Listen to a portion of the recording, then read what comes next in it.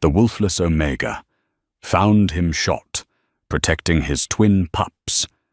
Unaware he was the Alpha King. Fate doesn't knock, Guinevere. It breaks down the door and bleeds on your floorboards, Estelle had once warned, her voice raspy with the smoke of 1,000 herbal cigarettes. Guinevere Eldamore stared down at the red snow staining the hem of her skirts, the metallic tang of blood overpowering the scent of pine. He's not going to make it, a small, trembling voice whispered from behind a snow-dusted spruce. Guinevere tightened her grip on her basket of winter roots, her eyes narrowing at the carnage before her. If he dies, she muttered, stepping into the crimson slush, then I'll have to dig 3 graves in frozen ground, and I really hate digging. The winter in Blackwood Ridge did not forgive. It merely tolerated the strong and buried the weak. Guinevere Eldamore knew this better than anyone. Born without an inner wolf, a genetic anomaly that made her the Wolfless Omega. She was the lowest caste in a society ruled by fang and claw.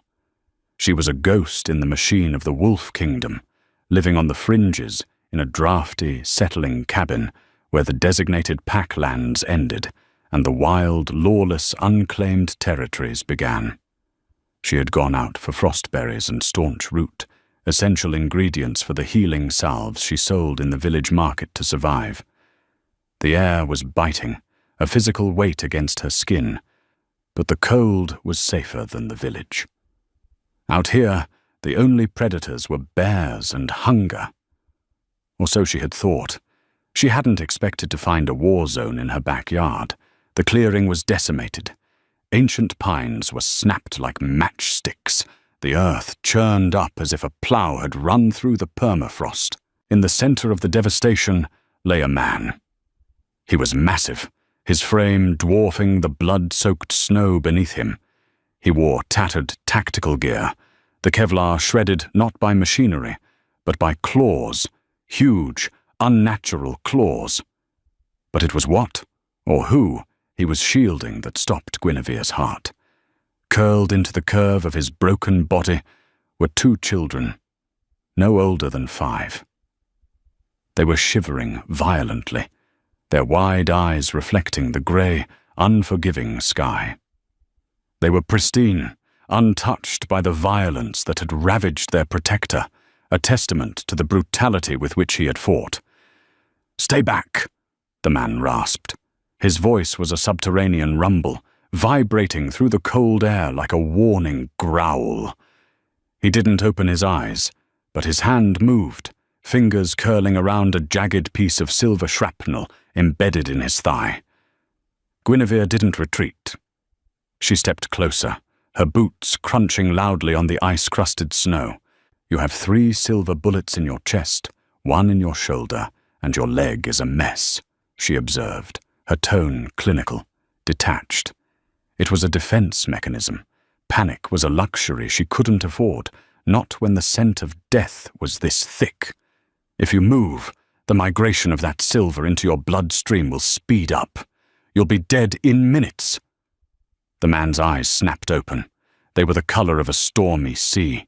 Turbulence trapped in irises of grey and blue, swirling with a pain so deep it looked like madness. "Who sent you?" he growled, the sound ending in a wet, rattling cough. Blood, dark and ominous, spilled over his lips, staining his chin. "My stomach sent me. I was looking for roots," Guinevere said dryly. She knelt beside him, ignoring the primal aura of power radiating off him. Even dying, he felt like a thunderstorm about to break, a pressure that would have forced a shifter to their knees. But Guinevere had no wolf to submit. "If I wanted to kill you, I'd just let the cold do it. It's much cleaner." She looked at the children, twins. 1 boy, 1 girl. They had the same storm-grey eyes as the man, wide with a terror that no child should ever know. The girl was clutching the man's tactical vest so hard her knuckles were white, burying her face in the ruined fabric. Are you the witch?" the little boy asked, his voice trembling, his breath puffing out in small white clouds. "I'm a herbalist," Guinevere corrected, pulling a thick wool blanket from her oversized gathering basket. "And you two are freezing." "Don't touch them," the man snarled, trying to rise. His arms shook, muscles straining against the poison coursing through him. The veins in his neck bulged, black lines tracking the spread of the silver nitrate. "I'm not the one you need to worry about," Guinevere said, her gaze snapping to the tree line. The wind had shifted. It carried the scent of sulfur, exhaust, and processed wolfsbane, the signature of the Hunters Guild, or worse, rival shifters using illegal rounds. "Whoever did this to you, they're circling back. I can hear the engines." The man went rigid. He heard it too, the distant, hornet-like roar of snowmobiles cutting through the valley. "Can you walk?" she asked, though she knew the answer. "I can fight," he lied, gritting his teeth. "Right. You can fight the snow angels, maybe," Guinevere said, standing up and brushing the snow from her knees. She grabbed the collar of his vest, testing his weight. He was heavy, dense with muscle. "I have a sled hidden in the brush for hauling firewood.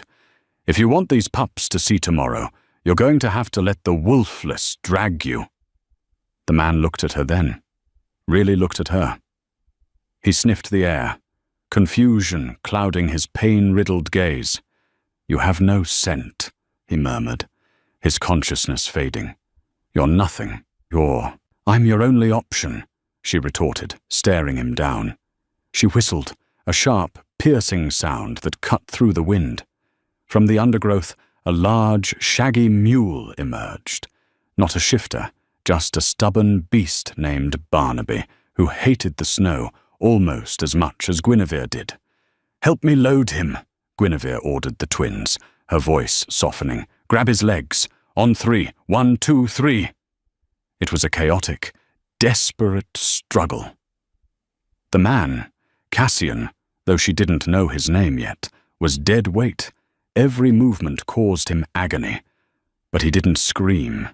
He just watched Guinevere with those terrifying, intelligent eyes, tracking her movements until the pain finally dragged him into the dark. The cabin smelled of dried sage, lavender, and the copper stench of surgery. It was a small space, cluttered with drying herbs hanging from the rafters and jars of strange liquids lining the shelves, but it was warm. Guinevere's hands were stained red to the elbows. The fire roared in the hearth, casting long, dancing shadows against the log walls. But the heat did nothing to melt the ice in her veins. She had spent the last 2 hours playing God, waging a war against the silver poison that sought to stop the stranger's heart. "Pass me the forceps," she commanded softly, not looking up from the ruined flesh of the man's shoulder. The little girl, who had said her name was Ilara, handed the instrument over with shaking hands. She stood on a stool, her eyes huge, watching the blood flow with a morbid fascination. The boy, Finn, was sitting on the edge of the bed, wiping his father's forehead with a damp cloth, his small face a mask of fierce determination. "Is Daddy going to wake up?" Finn asked, his voice barely a whisper. "He's stubborn," Guinevere muttered, digging the metal tip into the puckered wound. The silver burned his flesh, sizzling on contact, sending wisps of acrid smoke into the air. People this stubborn usually survive just to annoy everyone else. She extracted the bullet, a heavy, engraved slug, and dropped it into a metal bowl. Clink. It was the 4th one. The sound was like a church bell in the quiet room. "Why can't he heal?" Ilara whispered, tears finally spilling over. "He always heals. He's the strongest." "Silver nitrate," Guinevere explained, her voice steady as she focused on stitching the wound with a needle threaded with sterilized gut. "It blocks the wolf's regenerative abilities. It poisons the blood, stops the cells from knitting together. I've given him a poultice of drawing root and activated charcoal to pull the toxin out, but his body has to do the rest. She tied off the suture with a practiced knot and stepped back, wiping her forehead with her forearm, careful not to smear blood on her face. The stranger lay pale and still on her bed, his chest rising and falling in shallow, hitching breaths. He took up the entire mattress, his feet hanging off the end. His scars told stories of 100 battles, claw marks, burned tissue, old bullet wounds. This wasn't a rogue. Rogues were scrappy, thin, desperate. This man was built like a fortress. His hands were calloused from weapons, not just survival. "You two need to eat," Guinevere said, turning to the cast-iron stove where a venison stew was bubbling. "I added immune-boosting mushrooms. It will help with the shock." "We aren't hungry," Finn said stubbornly, crossing his arms. "If you don't eat, you'll be too weak to help him when he wakes up," Guinevere lied smoothly. "He'll need water, and someone to change his bandages. Weak helpers are no helpers at all." That got them. They practically ran to the small wooden table, scrambling onto the benches.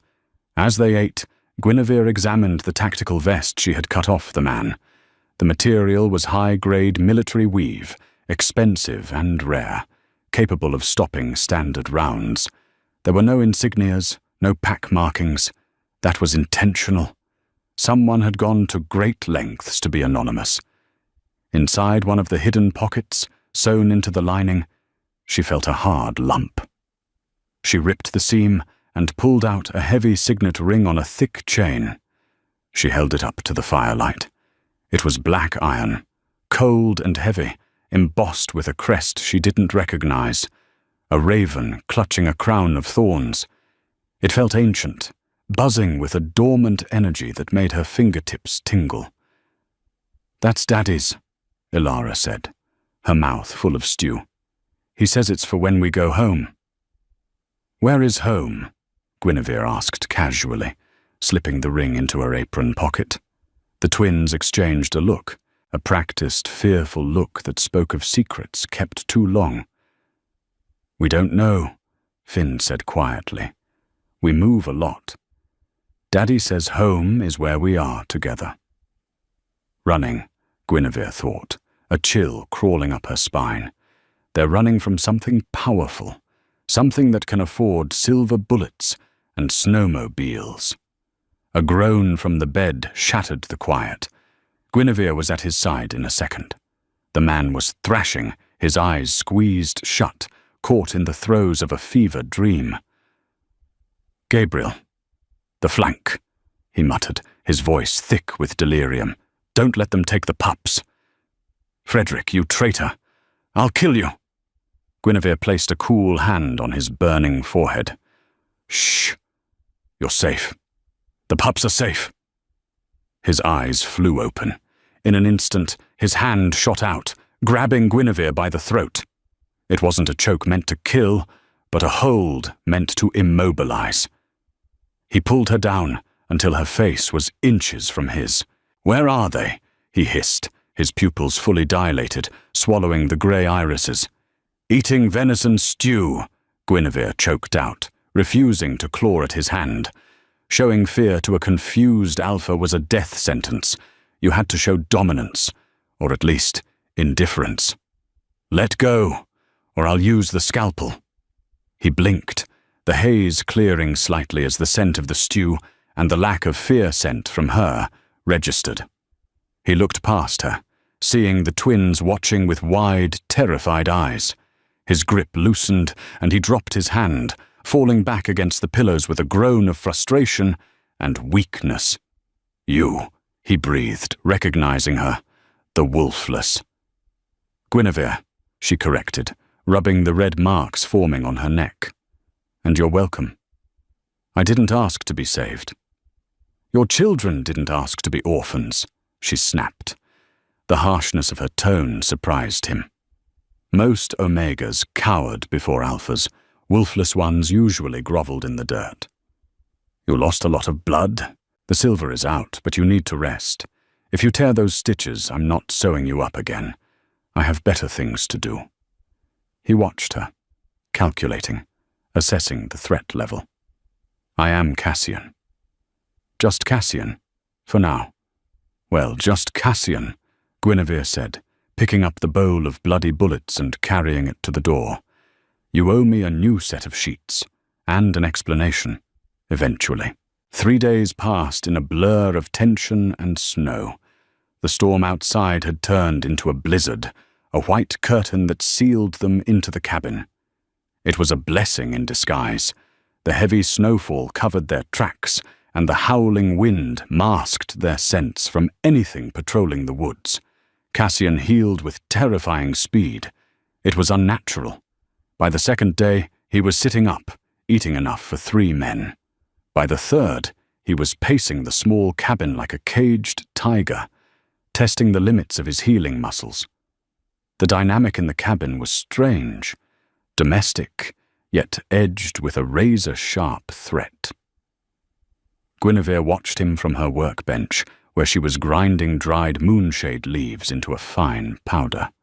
He was stripping a handgun he had pulled from his boot, cleaning it with one of her oil rags. The twins were playing on the rug with carved wooden figures Guinevere had made years ago. Wolves, bears, and rabbits. "You're good with them," Cassian said, his voice low, not looking up from the gun. The slide clicked into place with a lethal snap. "They're children. They're easy," Guinevere replied, not pausing in her grinding. "They tell you what they need. It's adults who are complicated. Adults lie." "Why do you live out here alone?" He finally looked at her. "A wolfless woman in the unclaimed territories. It's suicide. You have no protection, no pack." "It's peaceful," she countered. "In the pack lands, I'm a freak of nature, an omen of bad luck. Here, I'm just part of the food chain. The bears don't care about my genetics. They just care if I run." "You have no scent," he repeated, a fixation of his. "It's unsettling. I can't smell your fear. I can't smell your intentions. It's like talking to a statue." "Maybe I don't have any intentions." Cassian walked to the frosted window, wiping a circle in the glass to peer out. He was shirtless, the bandages stark white against his tanned skin. The tattoo on his back was visible now, a massive, intricate mural of storms and ravens that moved when he flexed. It was the mark of a high lineage, perhaps even royalty, though Guinevere dared not voice the thought. "Everyone has intentions," Cassian said, his voice darkening. "You saved a man you don't know. You're harboring fugitives. Why? What do you want?" "Because I saw 2 children who looked at you like you hung the moon," she said simply. "And because I know what it's like to be hunted, to be looked at like prey." A shadow crossed his face. He turned from the window. "The people hunting us, they aren't just rogues. They are authorized." Guinevere froze, the pestle hovering over the mortar. "Authorized by who?" "The council," he lied. She could tell it was a lie by the slight twitch in his jaw, but it was close enough to the truth to chill her blood. "We were betrayed. My beta. He turned on us." "Frederick?" she asked, recalling the name he mumbled in his fever. Cassian stiffened. He turned slowly, his movement predatory. "You listen to a man when he sleeps?" "I listen to a man when he screams," she corrected, refusing to back down. "Who is Frederick Lakeshire?" Cassian's jaw tightened. "A man who will burn for what he did. A man who wants my children dead to secure a legacy that isn't his." Before he could elaborate, a sound cut through the howling wind, a heavy, rhythmic thumping that vibrated the jars on the shelves. Rotors. Guinevere dropped the pestle. Helicopter. Low altitude. Cassian was moving before she finished the word.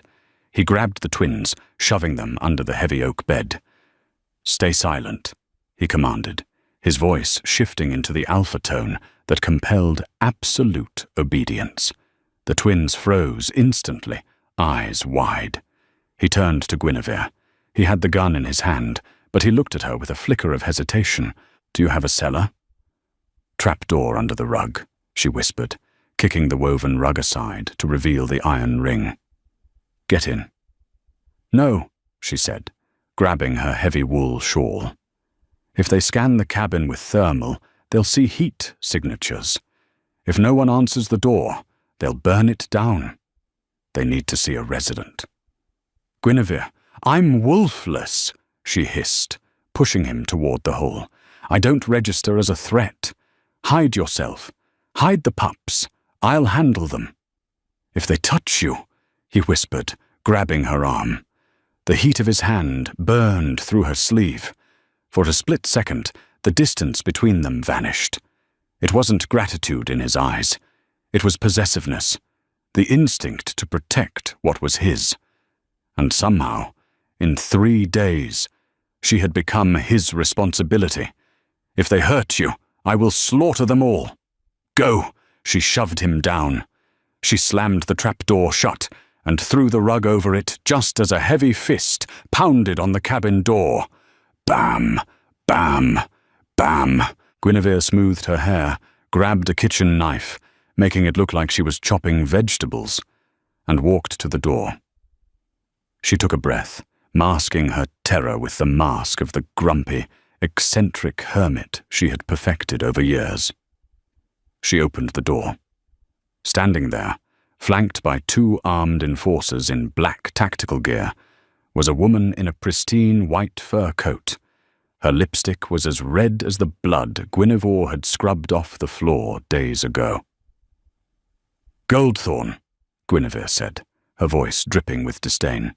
The woman smiled, revealing teeth that were too white, too sharp. "Hello, Gwyn. We're looking for a stray dog. A big one. Have you seen anything unusual?" Guinevere leaned against the doorframe, blocking the view inside. "In this blizzard? Only the wind and fools."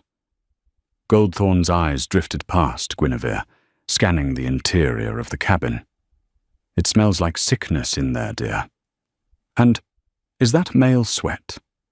I didn't think you had it in you." Guinevere's heart hammered against her ribs. "I'm an herbalist, Goldthorn. I treat sick travelers, even the male ones." "Is that so?" Goldthorn stepped closer, the scent of expensive perfume and rotting lilies wafting off her. "Then you won't mind if we come in and take a look." It wasn't a question. Guinevere tightened her grip on the knife handle hidden behind the door. Beneath the floorboards, she knew Cassian was listening, the gun trained on the ceiling, waiting for the first scream. "Come in then," Guinevere said, stepping back. "But wipe your feet. I just mopped." The cabin door creaked open, admitting a gust of freezing wind that swirled the snow across the threshold. But colder than the wind was the woman who stepped inside. Goldthorn. She brought with her the overwhelming scent of synthetic lilies and rot, a perfume meant to mask the stench of the blood she spilled for a living. She peeled off a pristine white leather glove, her eyes sweeping the room with the precision of a hawk spotting a field mouse. 2 enforcers squeezed in behind her, their bulk filling the small space, assault rifles held at low ready. They smelled of wet dog and processed adrenaline. Guinevere didn't retreat. She stood by the iron stove, her hand resting near a heavy glass jar of powdered nightshade. It was a bluff. She couldn't weaponize it fast enough to stop 3 shifters, but the weight of the glass steadied her trembling hands. "Cozy," Goldthorn drawled, running a manicured finger along the edge of the rough-hewn wooden table. She inspected the dust on her fingertip with a grimace. "Dusty, but cozy, like a grave." "State your business, Goldthorn." "My tea is getting cold," Guinevere said, her voice flat, devoid of the deference usually afforded to high-ranking alphas. "My business is the crown, darling. We're hunting a traitor, a man who stole something very precious from the capital." Goldthorn turned, her heels clicking ominously on the floorboards. Her gaze landed on the trash bin Guinevere hadn't had time to empty. She walked to it, picking up a piece of gauze stained with dark arterial blood using 2 fingers. Heavy bleeder. This is fresh, and it smells expensive. The air in the room grew heavy, suffocating. The silence from beneath the floorboards was deafening to Guinevere, though she prayed the thick, bare hide rug muffled the heartbeats of the 3 fugitives huddled in the dark cellar. "A woodcutter," Guinevere lied, the fabrication slipping easily from her tongue, practiced over years of hiding her own secrets. "Axe slipped, nearly took his foot off. I patched him up and sent him on his way an hour ago." "An hour ago?" Goldthorn raised a sculpted eyebrow. "In this storm? He'd be dead before he reached the tree line." "He was a shifter. He'll heal." Guinevere shrugged, turning to stir her tea, feigning indifference. "Or he won't. I'm paid to stitch, not to babysit. Survival is his problem." Goldthorn dropped the bloody gauze back into the bin and stepped closer to Guinevere. The woman was an alpha female, radiating a dominance that usually made Omegas drop to their knees and expose their throats. But Guinevere just stared back. Her lack of a wolf made her immune to the biological pressure, a fact that always infuriated high-ranking shifters. To them, she was a blank space where a soul should be. "You know, Gwyn," Goldthorn whispered, leaning in until Guinevere could see the pores beneath her heavy foundation. "Frederick Lakeshire has placed a bounty on this man's head that could buy you a castle in the Sunlands. You could leave this hovel. You could be someone. You could buy a new history." "I am someone," Guinevere replied coldly, her eyes locking onto Goldthorn's. "I'm the person who knows which tea will cure your headache and which one will stop your heart in 3 beats. Would you like a cup?" Goldthorn's eyes narrowed into slits. For a second, violence hung in the air like static electricity. The enforcers shifted, fingers tightening on their triggers. Then Goldthorn laughed, a sharp, brittle sound like breaking glass. "You're entertaining, Wolfless. Useless but entertaining." She turned to her men, her amusement vanishing instantly. "Check the perimeter. Burn the woodshed if you have to. If the dog is out there, flush him out." She walked to the door, pausing with her hand on the latch. Her gaze drifted down to the rug. The corner was slightly askew. Guinevere's heart slammed against her ribs. She knows. Goldthorn tapped her chin, considering. Then she shrugged. "If you see him, Guinevere, don't try to be a hero. He's a monster. He killed the king, you know." She opened the door and swept out into the snow, the wind howling as if to chase her away. Guinevere didn't move until the roar of the snowmobiles faded into the distance. Only then did she lock the door, slide the deadbolt, and collapse to her knees, ripping the rug back with frantic hands. She yanked the trapdoor open. Cassian was there, crouched in the darkness, his body curled protectively over the twins. His gun was pointed directly at her face. He lowered it slowly, his chest heaving. His eyes were glowing, a luminescent, terrifying violet that lit up the cramped cellar. "She lied," he growled, climbing out and pulling the weeping children up with him. "I didn't kill the king." "I know," Guinevere breathed, offering a shaking hand to pull Ilara up. "Because you are the king." The revelation hung in the air, heavier than the smoke from the fireplace. Cassian froze mid-step. The twins, sensing the shift in atmosphere, clung to his legs, burying their faces in his pants. He looked at Guinevere, really looked at her, stripping away the layers of the herbalist to find the woman beneath. He saw not just a healer, but a strategist. "How long have you known?" he asked, his voice devoid of the deception he had worn for days. It was the voice of a man used to commanding armies, yet currently stripped of everything but his truth. "The ring," Guinevere said, walking to the window to check the blinds, her movements sharp and jerky. The crest of the raven and thorns. It hasn't been worn by anyone but the monarch since the Great War. And then, the violet eyes. Only the royal bloodline carries the violet fire. You can hide your scent, Cassian, but you can't hide your soul. Cassian sighed, a sound that seemed to carry the weight of an entire nation. He limped to the nearest chair and sat heavily, the wood creaking under his bulk. He wasn't the rugged soldier anymore. He was a ruler in exile, a king without a throne.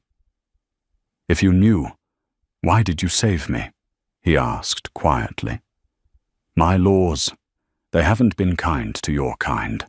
I signed the decrees myself." "Your laws pushed me to the edge of the world," Guinevere said, turning to face him. Her anger was there, simmering, but controlled, a cold flame.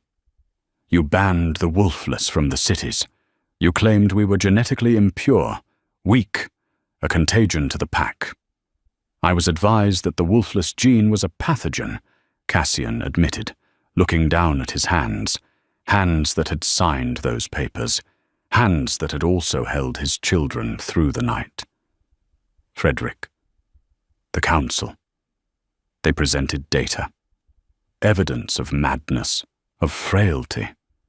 I thought I was protecting the pack. "You were protecting your prejudice," Guinevere countered. She walked over to the table and poured a glass of water, her hand shaking slightly. "But I didn't save the king.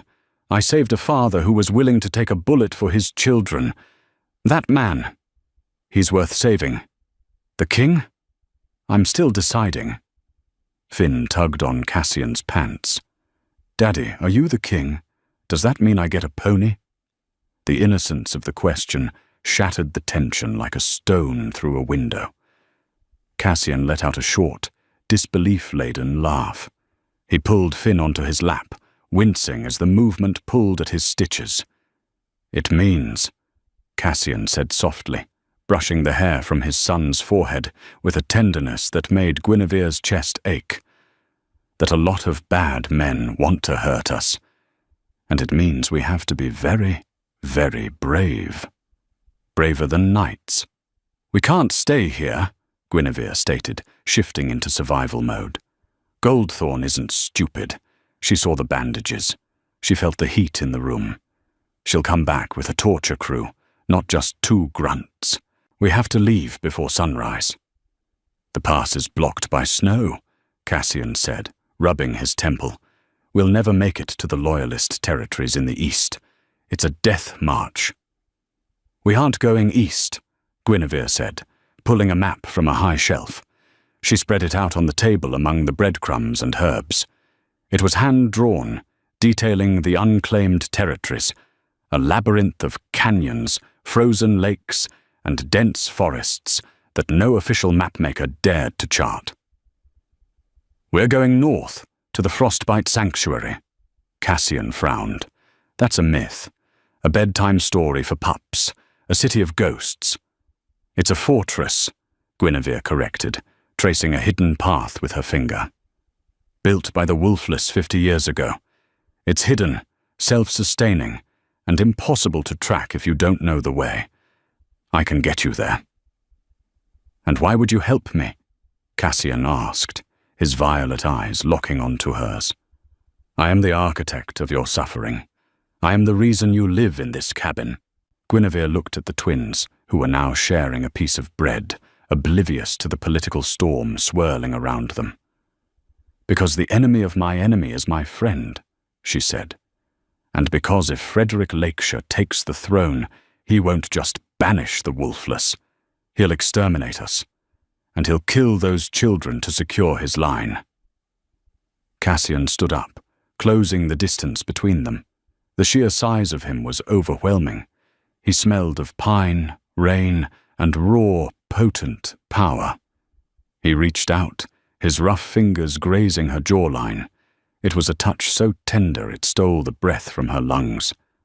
"I have commanded armies," he murmured, his voice dropping to a husky whisper that vibrated against her skin. I have negotiated treaties with warlords, but I have never met anyone like you, Guinevere Eldermore. You have no wolf, yet you have more fire in you than my entire council." Guinevere didn't pull away. Her heart, usually a guarded fortress, betrayed her with a traitorous flutter. "Flattery won't keep your toes from freezing, Your Majesty. Pack your gear." He held her gaze for a second longer, the electricity between them crackling, undeniable. "Cassian," he corrected. "Just Cassian." The escape began under the cover of a moonless night, the darkness absolute and unforgiving. Barnaby the mule snorted his displeasure as Guinevere loaded the last of the supplies onto the sled. The twins were bundled into a nest of furs in the center, looking like two small, anxious bear cubs. Cassian took the lead, his gun drawn, his senses extended outward like a radar dish. The cold was brutal. It was the kind of cold that solidified breath in the lungs and turned eyelashes into ice. Every step was a battle against the deep drift. They moved in silence for hours, navigating the dense pine forest. Guinevere guided them through game trails and frozen stream beds, avoiding the main roads where Frederick's patrols would be waiting. "We need to rest," Cassian signaled around dawn. He looked pale, the exertion taking a toll on his healing body. They stopped in a small hollow, beneath the roots of a fallen giant redwood. Guinevere passed around a thermos of hot broth. "How much further?" Ilara asked, her voice small and brittle. 2 days, Guinevere said cheerfully, though worry gnawed at her gut like a starving rat. "Think of it as an adventure, Ilara, like in the stories." "I don't like this adventure," Finn grumbled. "I want to go home." Cassian pulled them close. "I know, buddy, I know." He looked at Guinevere over their heads. His eyes were alert, scanning the tree line. "We're being followed." Guinevere stiffened. "I covered our tracks. I used the pepper spray on the trail to mask the scent." "Not by wolves," Cassian said grimly, tilting his head. "Drones." A low hum, like a swarm of angry bees, drifted over the ridge. "Move," Cassian ordered, grabbing the sled's harness. "Run!" They broke into a sprint. The mule brayed in protest, but galloped alongside them. The hum grew louder, turning into a mechanical shriek. Above the trees, 3 black quadcopters appeared, red lights scanning the snow like demonic eyes. Thwip, thwip, thwip. Bullets kicked up the snow around them. "Get to the trees!" Guinevere screamed, shoving the mule toward the denser canopy. Cassian spun around, raising his handgun. He fired 3 shots in rapid succession. Bang! Bang!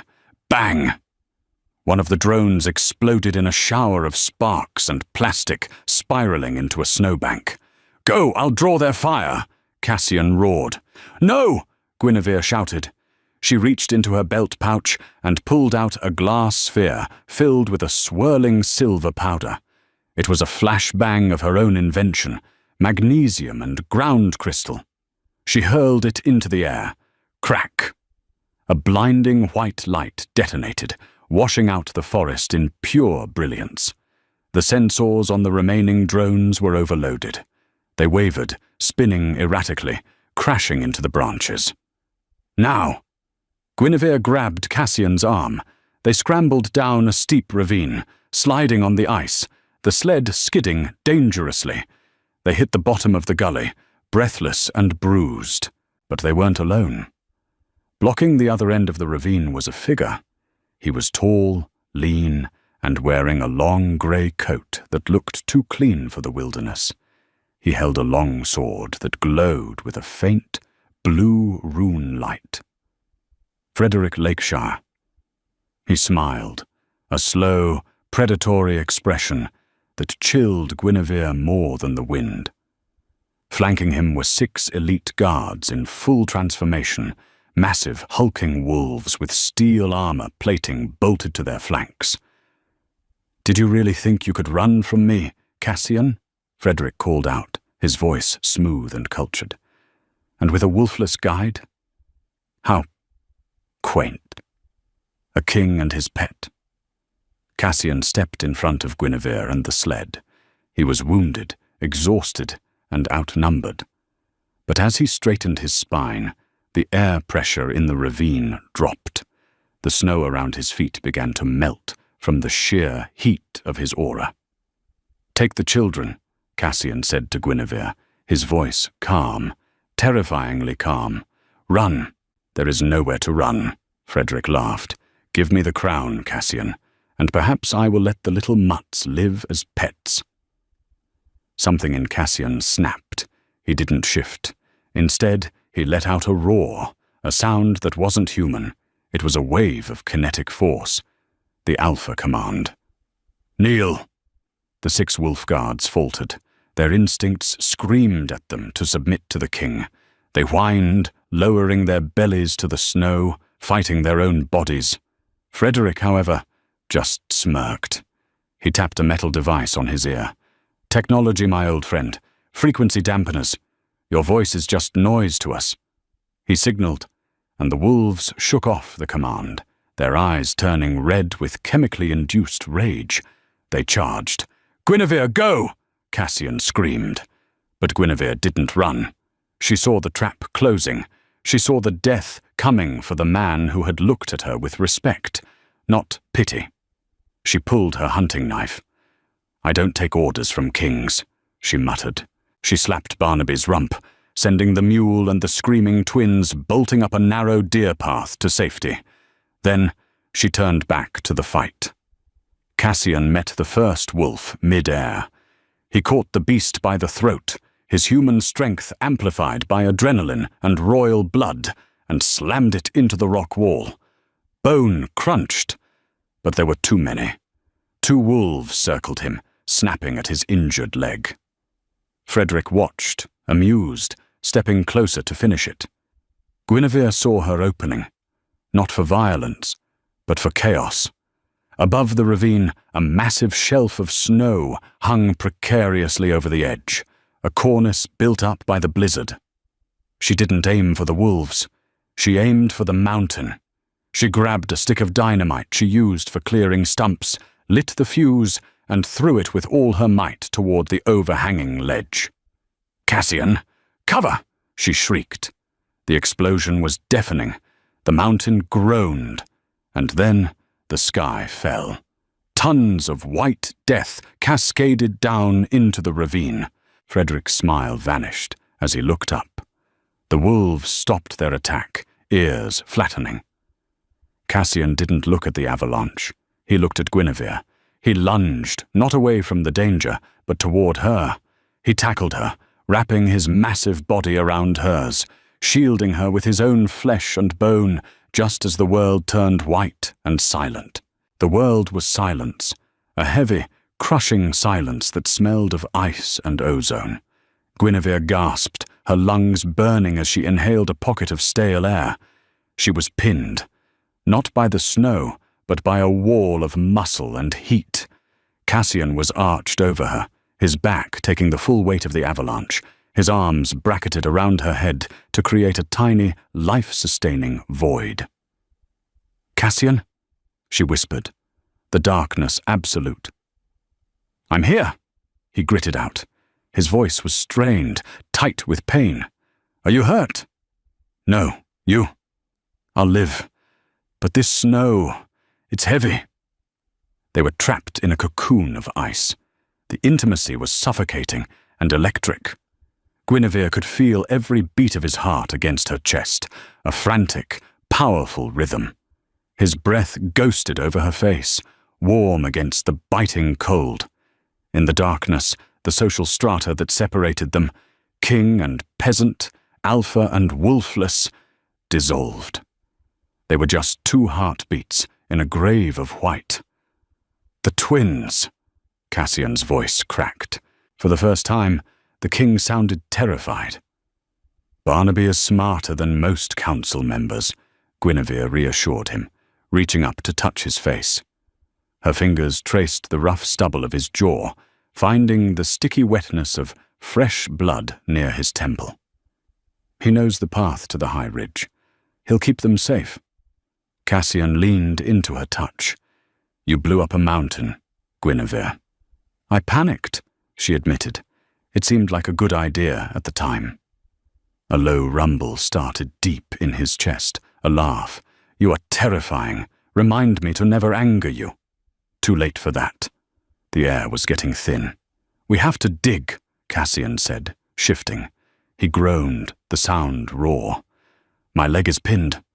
Let me, Guinevere said. She wiggled one arm free, reaching into her boot for her chemically treated matches. She struck one against the sole. It flared with a brilliant blue magnesium light, illuminating their tiny prison. Cassian's eyes were squeezed shut, his face pale, sweat freezing on his brow. The blue light cast harsh shadows on his scars. He looked mortal, breakable, beautiful. Hold on, she whispered. She used the heat of the flare to melt the ice packed around his trapped leg. As the water dripped away, he hissed in relief. Together they clawed their way up. It took an hour of agonizing work, digging through the packed powder until a hand broke the surface, grasping at the grey twilight. They dragged themselves out, gasping, collapsing onto the fresh snow. The ravine was gone, filled level with debris. There was no sign of Frederick or his wolves, buried deep beneath tons of rock and ice.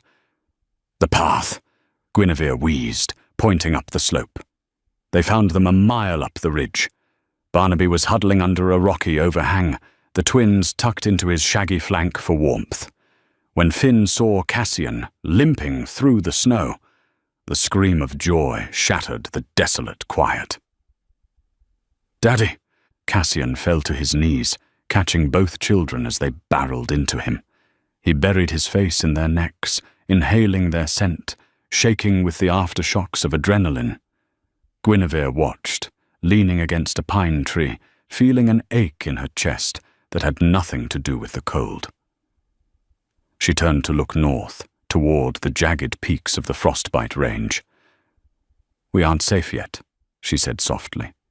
Frederick survived. I can feel it. Rats always find a way out. Cassian stood up, lifting Elara into his arms. He looked at Guinevere, his violet eyes burning with a new resolve. Then let him come. He won't find a fugitive this time. He'll find a king. The frostbite sanctuary was not what Cassian expected. He had imagined a cave, a refugee camp of tents and misery. What he found, hidden inside the hollowed-out caldera of an extinct volcano, was a marvel of engineering. Geothermal steam rose from vents, heating the stone city. Buildings were carved directly into the obsidian rock, reinforced with steel and glass. Wind turbines spun silently on the ridges. It was a fortress of science, built by the very people the Wolf Kingdom had discarded as useless. Welcome to the unwanted, Guinevere said, as they approached the massive steel gates. Guards in white winter camouflage intercepted them. They didn't hold spears or swords. They held high-powered pneumatic rifles. They were wolfless, men and women without the brute strength of shifters, but with the dangerous, sharp eyes of survivors. Halt, a woman with a scar running through her eyebrow commanded. State your business. I am Guinevere Eldermore. I bring travelers seeking asylum. The guard's eyes widened. Eldermore, we thought you were dead. The council says a lot of things. Guinevere cut in. Open the gate, Octavia. We have wounded. As they walked through the city, Cassian was silent. He saw schools, greenhouses, workshops. He saw a society functioning perfectly without the hierarchy of dominance he had been raised to believe was essential. They were ushered into the central command center. Octavia Mistwood, the leader of the sanctuary, paced before a bank of monitors. You brought the Alpha King here, Octavia spat, slamming her hand on the table. The man who signed the Exclusion Act. Are you insane, Guinevere? He didn't know, Guinevere defended, standing between Octavia and Cassian. He was manipulated by Frederick. Ignorance is not an excuse for genocide, Otavia yelled. I agree, Cassian said. His voice was quiet, but it filled the room. He stepped forward, still limping, but moving with regal grace. He lowered his head, a gesture of submission no alpha ever showed to a Wolfless. I was blind. I let fear dictate my rule. I cannot undo the past, but I can offer you a future. And what future is that? Otavia sneered. Alliance, Cassian said. Frederick is coming. He has tech-enhanced wolves that ignore the alpha voice. You have technology. I have the crown. If we fight together, we reclaim the kingdom. If we don't, Frederick burns this sanctuary to the ground just for existing. Otavia stared at him, then at Guinevere. Is he telling the truth? He took 3 bullets for his children, Guinevere said. He's worth the risk. Otavia sighed, rubbing her temples. Fine, but if he tries to give a single order, I shoot him myself. The alarm blared before Cassian could answer. Red lights strobed. On the monitors, the southern ridge lit up with thermal signatures. Hundreds of them. He's here, Cassian growled, watching the screen. Frederick hadn't just come with a hunting party. He had brought the entire corrupt battalion of the Royal Guard, backed by armored snow tanks. He found us fast, Guinevere noted, suspicious. She looked at Cassian's tactical vest. The tracker wasn't in the vest. She grabbed his wrist, looking at the signet ring. It's the ring. It has a passive RFID chip. Standard royal protocol. Cassian looked at the ring, then at the monitors. He tracked his own crown. He's not here for the crown, Guinevere said, grabbing a satchel of chemical vials from a nearby table. He's here for the extinction. The battle for Frostbite Sanctuary was a collision of 2 worlds, ancient magic and desperate innovation. Frederick's forces breached the outer perimeter within the hour. The tech-enhanced wolves, massive beasts with hydraulic exoskeletons, tore through the steel gates like paper. But the Wolfless were ready. Guinevere crouched on a catwalk overlooking the main plaza, a pneumatic rifle in her hands. Beside her, Cassian was directing the defense, not as a king commanding subjects, but as a soldier coordinating with equals. They're pushing the left flank, Cassian shouted into a radio. Otavia, trigger the steam vents. Below, geysers of scalding steam erupted from the floor, blinding the advancing wolves.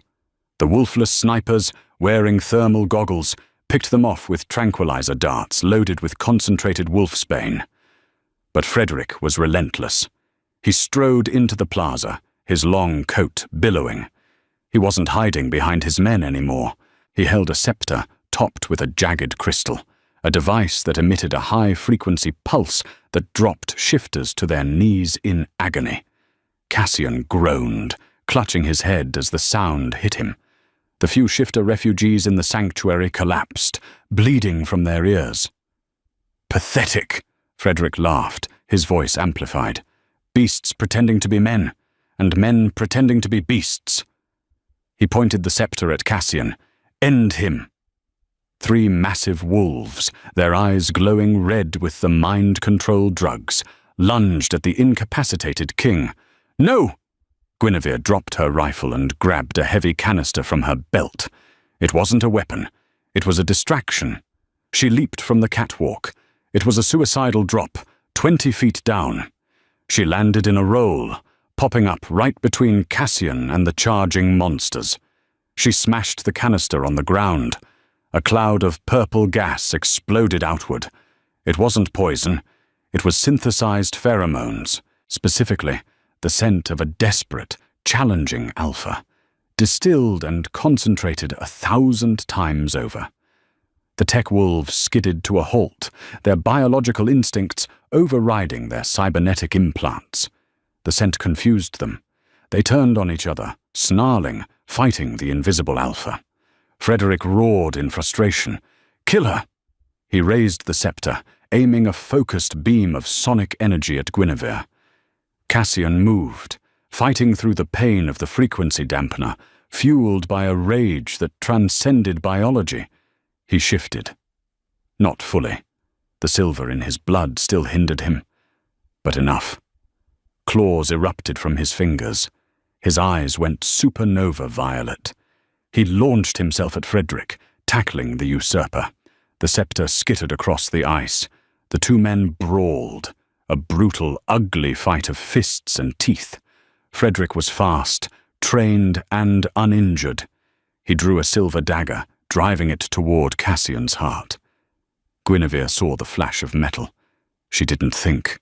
She grabbed the fallen scepter. She didn't know how to use the sonic weapon, but she knew mechanics. She reversed the polarity on the crystal housing and jammed the scepter into the nearest steam vent. "Cassian, down!" she screamed. Cassian kicked Frederick away and dropped flat. The scepter overloaded. A shockwave of pure concussive force exploded, shattering the glass of the surrounding buildings and knocking every standing combatant off their feet. The frequency dampener shattered. Silence returned to the plaza. Frederick lay groaning, his coat shredded, the dagger lost. He tried to crawl toward his radio to call reinforcements. A boot slammed down on his hand. Cassian stood over him. He was bleeding from a dozen wounds, his shirt torn, his chest heaving, but he stood tall. "The Wolfless have no honor," Frederick spat, looking up at the Wolfless guards circling him. "They are weak. They are my people," Cassian said, his voice resonating with the alpha tone, now unhindered. "And you are under arrest for high treason," Frederick sneered. "You can't hold me. The council is dissolved," Cassian said. He looked at Guinevere, who was dusting off her knees, looking fierce and alive and utterly magnificent. "We're rewriting the laws." He held out his hand to Guinevere. She looked at the bloody, scarred hand of the king. Then she looked at his eyes. The violet fire was soft now, tender. She took it. "Long live the king," she whispered, a smile tugging at her lips.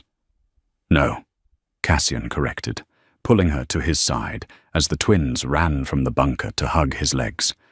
"Long live the pack. All of us." The coronation was unlike any in history. There were no golden robes, only winter furs. There was no exclusionary decree. The Frostbite Sanctuary was declared the new capital of the North. Guinevere didn't take a title. She didn't need one. She stood at the king's right hand, the architect of a new age where strength was measured not by the beast within, but by the heart that endured. As Cassian placed the crown upon his head, he looked not at the cheering crowds, but at the woman who had found him dying in the snow and taught him how to truly live. Fate hadn't just broken down her door, it had built them a home. If this story of winter, wolves and defiance captured your heart, please leave a like and share it with a friend who believes in love against the odds. Don't forget to subscribe for more tales of romance and rebellion.